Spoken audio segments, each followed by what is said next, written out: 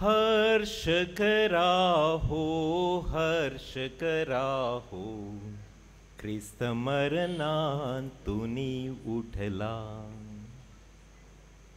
होय प्रिय बंधू भगिनींनो, आज हर्ष करण्याचा दिवस आहे, जल्लोष करण्याचा दिवस आहे. 40 दिवस आपण प्रभूच्या दुःख सहनावर मननचिंतन केले आणि आता आपण पुनरुत्थानाच्या काळामध्ये प्रवेश करत आहोत. आणि हा ईस्टरचा जो सोहळा आहे, हा आपल्या उपासना वर्षाचा सर्वोच्च बिंदू आहे. हा आपल्या ख्रिस्ती धर्माचा सर्वात मोठा असा सोहळा आहे. आपण नाताळचा सण फार मोठ्या आनंदाने, मोठ्या जल्लोषाने साजरे करतो. किती आपण सजावट करतो, किती लाइटिंग करतो, नवीन नवीन कपडे. परंतु तेवढाच आनंद, तेवढाच जल्लोष आपण या ईस्टरच्या सोहळ्यामध्ये, पुनरुत्थानाच्या सणामध्ये आपण तेवढा आनंद, तेवढा जल्लोष करतो का? खरं पाहिले तर ईस्टर हा ख्रिस्ती धर्माचा सर्वात मोठा, सर्वात महत्त्वाचा असा सण आहे. नाताळ सण महत्त्वाचा आहे, परंतु ईस्टर त्याच्याहून अधिक महत्त्वाचा आहे. कारण संत पौल म्हणतात, जर ख्रिस्त उठवला गेला नसेल तर तुमचा विश्वास व्यर्थ आहे. जर आपला पुनरुत्थानावर विश्वास नसेल तर आपण ख्रिस्ती म्हणूच शकत नाही. ख्रिस्ती विश्वास हा या पुनरुत्थानाच्या पायावर असा विश्वास आहे. आपण आजकाल बघतो की IPL मॅचेस चालू आहेत, इंडियन प्रीमियर लीग. याच्यामध्ये काही काही वेळेला मुंबई इंडियन्स टीम जिंकते, काही काही वेळेला डेक्कन चार्जर्स, वेगवेगळे टीम्स जिंकत असतात. Chennai super Kings, Rajasthan Royals असे वेगवेगळे टीम्स आहेत. परंतु ख्रिस्ती या नात्याने आपला विजय हा नेहमीचा विजय असतो. प्रभू येशूने आपल्या पुनरुत्थानाद्वारे आपल्यासाठी शाश्वत विजय प्राप्त केलेला आहे आणि या जगातील कोणतीही शक्ती आपला पराजय करू शकत नाही. प्रभू येशूच्या पुनरुत्थानाद्वारे प्रकाशाने अंधारावर विजय मिळवला आहे, जीवनाने मृत्यूवर विजय मिळवला आहे, चांगुलपणाने वाईटावर विजय मिळवलेला आहे. आणि आज आपण हा प्रभू येशू ख्रिस्ताचा सर्वात मोठा विजय, याच्यापेक्षा दुसरा मोठा विजय होऊच शकत नाही. आपण मृत्यूवर जीवनाचा, वाईटावर चांगुलपणाचा, अंधारावर प्रकाशाचा, निराशेवर आशेचा विजय साजरा करीत आहोत. संत अगुस्तीन म्हणतात, आपण ईस्टर लोक आहोत, आपण सर्वजण ईस्टर लोक आहोत आणि हालेलुया ही आपले गीत आहे. संत अगुस्तीन पुढे म्हणतात, प्रत्येक ख्रिस्ती डोक्यापासून पायापर्यंत एक महान हालेलुया गीत बनले पाहिजेत. ज्यावेळेला लोक आपल्याकडे बघतात त्यावेळेला त्यांना दिसलं पाहिजे की आपण हालेलुयाचे लोक आहोत, ईस्टरचे लोक आहोत, ईस्टरची प्रजा आहोत. पुनरुत्थित ख्रिस्ताचा आनंद, पुनरुत्थित ख्रिस्ताची शांती आपल्या हृदयातून वाहली पाहिजे. परंतु जर आपण आपल्या जीवनाकडे पाहिलं तर आपल्याला आपल्या जीवनामध्ये तो पुनरुत्थानाचा आनंद, जल्लोष दिसतो का? त्यावर आज आपण मनन चिंतन करणे आवश्यक आहे. सुरुवातीचा जो ख्रिस्ती समूह होता, त्या ख्रिस्ती समूहातील लोक त्यांनी प्रभू येशूच्या पुनरुत्थानाचा अनुभव घेतलेला होता. त्यांचे हृदय पुनरुत्थानाच्या आनंदाने इतके भरून झालेले होते की आनंदाने उत्साह असा ओसंडून वाहत होता. आणि ते त्यामुळे स्वतःमध्ये तो आनंद सामावू शकले नाहीत. त्यामुळे ते सर्व ठिकाणी गेले आणि सगळ्यांना प्रसार केला की हालेलुया, प्रभू येशू उठला आहे आणि आम्ही त्याच्या पुनरुत्थानाचा अनुभव घेतलेला आहे. आम्ही अनुभव घेतलेला आहे. आज आपण आपल्या स्वतःला विचारणे आवश्यक आहे. आपण प्रभू येशू ख्रिस्ताच्या पुनरुत्थानाचा अनुभव घेतला आहे का? 15 वर्ष अगोदर आम्ही शिक्षण घेत होतो दिल्लीमध्ये, सेमिनरीमध्ये, जिथे आता मी शिकवत आहे. फादर आशिष सुद्धा होते आणि मी. आमची जी सेमिनरी आहे, जिथे आमचं घर आहे राहण्याचं, रेसिडेन्स, तिथून पासून कॉलेज जाण्यासाठी 5 मिनिटाचा रस्ता आहे. आणि या रस्त्यावर एक छोटंसं रोपटं होतं. ते रोपट्यामध्ये काहीच नव्हतं, फक्त एक छोटीशी अशी झाडी हे होती, फांदी होती, एक काठीसारखी होते, सुकलेलं होतं पूर्णपणे, आणि त्याला छोट्या छोट्या फांद्या होत्या, त्यासुद्धा सगळ्या सुकलेल्या होत्या. मी 4-5 महिनेपर्यंत त्याच्याकडे लक्ष देत होतो आणि मी पाहिलं, अरे हे तर पूर्णपणे सुकलेलं आहे, पूर्णपणे सुकलेलं असं छोटंसं रोपटं. एक दिवस जाताना मी मी माझ्या मित्राला बोललो, अरे बघ, हे तर पूर्णपणे सुकलेलं रोपटं आहे. आणि खात्री करण्यासाठी मी त्याची छोटीशी फांदी तोडली, तर ती पूर्णपणे शुष्क होती, त्याच्यामध्ये अजिबात जीवन रस नव्हता. तर मी माझे जे बोलणं होतं ते खरं केलं की नाही, हे आता झाड, हे जे छोटंसं रोपटं आहे, हे मरून गेलेलं आहे. परंतु काही दिवसांनी काय झालं, मला एकदम आश्चर्य करणारी अशी गोष्ट झाली. त्या मृतवत रोपट्यावर छोटे छोटे हिरवे कोंब, हिरवे अंकुर मला दिसून आले आणि हळूहळू कोवळ्या फांद्या येऊ लागल्या.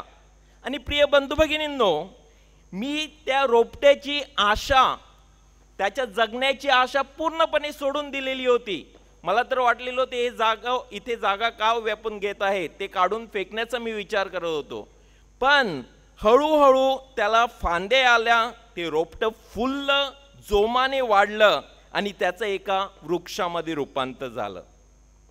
मी माझ्या जीवनामध्ये अनेक छोटे मोठे चमत्कार पाहिलेले आहेत, परंतु हा जो चमत्कार आहे, हा माझ्या डोळ्यासमोर मला प्रचंड आशा अशी देतो.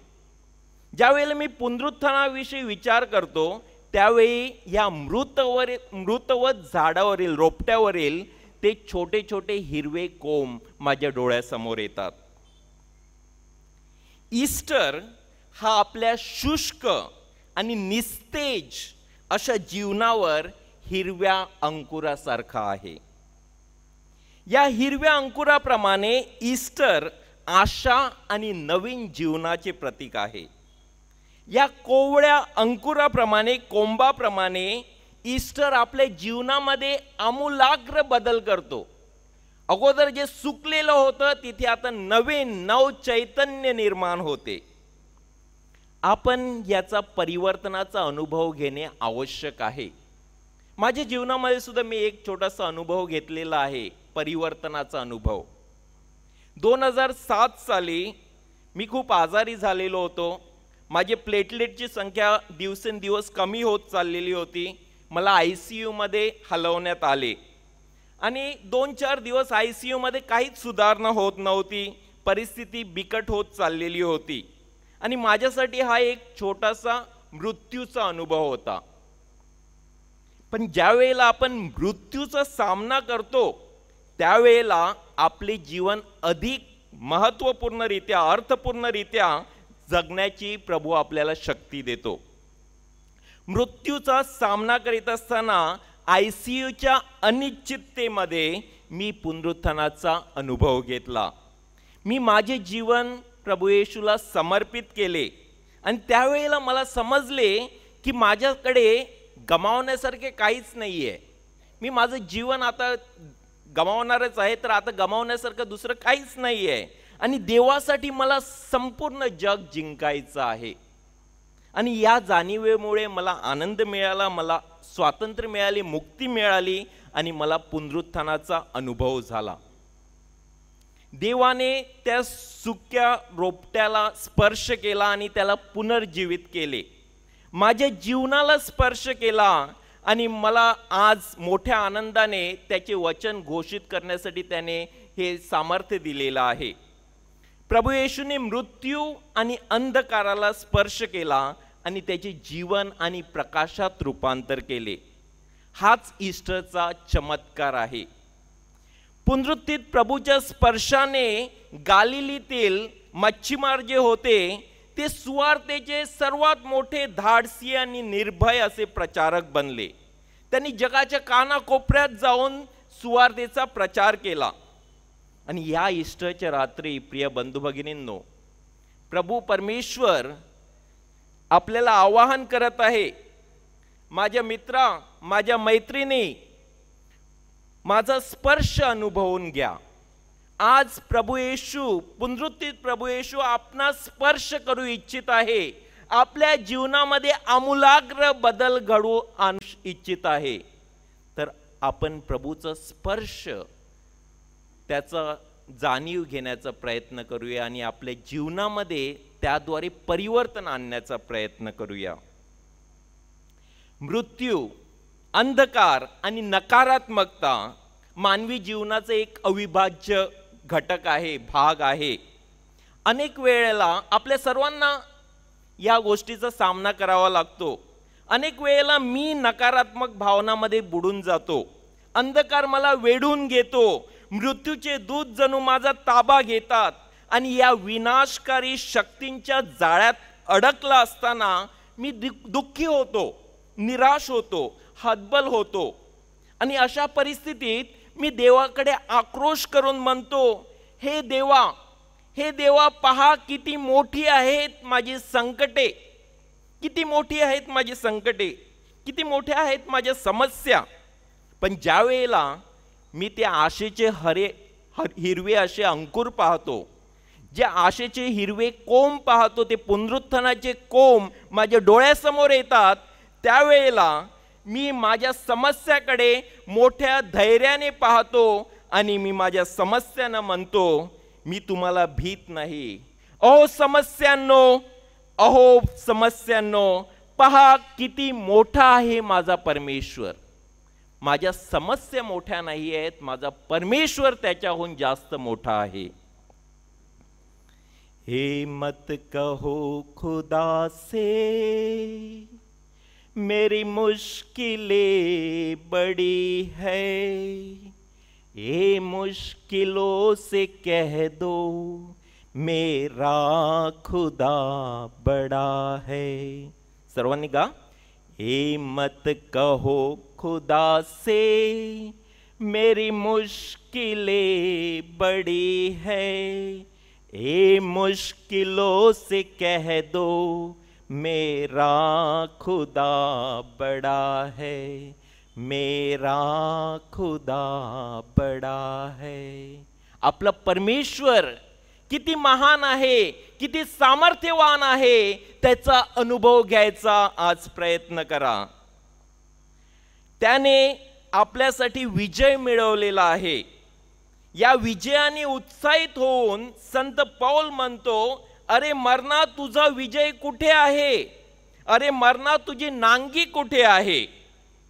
पुनरुत्थान आपले हृदय इतके मजबूत करते की मृत्यूचे भय सुद्धा नाहीसे होऊन जाते. जीवनातील दुःख आणि समस्या यांची तीव्रता नाहीशी होऊन जाते. दुःख, समस्या आता आपल्याला त्रास देऊ शकत नाहीत जर आपण पुनरुत्थानावर विश्वास ठेवला तर. आज रात्री आपण हेच साजरे करत आहोत. दर रविवारी जो मिनी ईस्टर आहे, आज ईस्टर आहे पण दर रविवार आपण ईस्टर मानतो. दर रविवारी आपण हेच साजरे करतो की गुड फ्रायडेचा बळी जो येथे क्रुसावर टांगलेला होता, तोच आता ईस्टर संडेच्या विजयी राजामध्ये रूपांतरित झालेला आहे. त्याचा विजय झालेला आहे. जो बळी होता तो आता विजेता झालेला आहे. आज रात्री आपण एक जीवनदायी संदेश साजरा करतो आणि तो संदेश आहे की देव आपल्याला स्पर्श करतो आणि आपले रूपांतरित करतो. देव आपल्याला उठवतो आणि उंचावतो.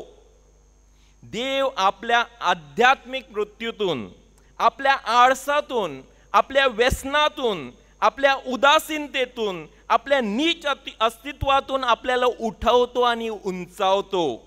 तो आपल्याला देवाची मुलं आणि मुली बनवतो, तो त्याचे संदेष्टे बनवतो, आपल्याला त्याचे प्रेषित बनवतो, शांती आणि सलोख्याचे माध्यम बनवतो. त्यासाठी प्रभू आपल्याला उठवतो, आपल्या क्षमतेपेक्षा जास्त तो आपल्याला उठवतो.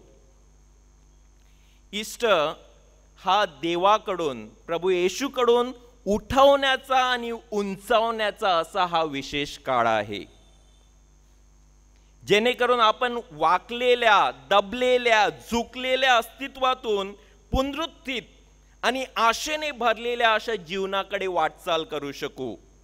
आपल्या जीवनातील सुक्या रोपट्याला हिरवे कोंब फुटण्याचा हा काळ आहे. जर आपले जीवन आपल्याला वाटत आहे सुके असं रोपटं आहे, तर त्याच्यामध्ये आता एक नवीन कोंब फुटत आहेत पुनरुत्थानामुळे.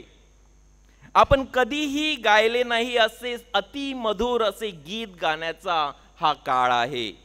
मृत्यूच्या उदरात पुनरुत्थानाचे एक लहान अंकुर आहे हे समजून घेण्याचा हा काळ आहे. आणि परिस्थिती कितीही निराशाजनक का ना हो, कितीही निराशाजनक परिस्थिती जरी असली तरी येशूच्या पुनरुत्थानामुळे आपण नेहमीच आशावादी असतो. ख्रिस्ती व्यक्ती नेहमी आशावादी असते.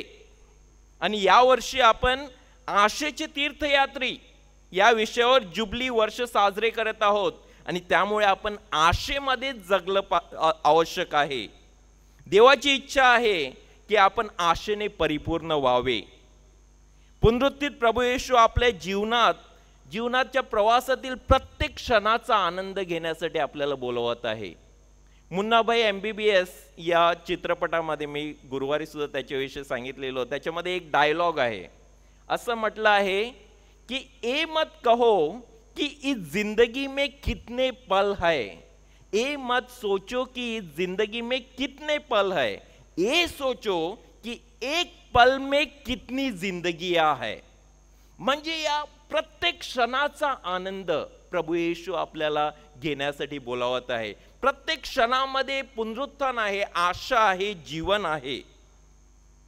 जेव्हा मी वाकलेले, झुकलेले, ओझ्याने दबलेले, दुःखी कष्टी लोक चर्चमध्ये पाहतो, त्यावेळेला मला थोडं वाईट वाटते.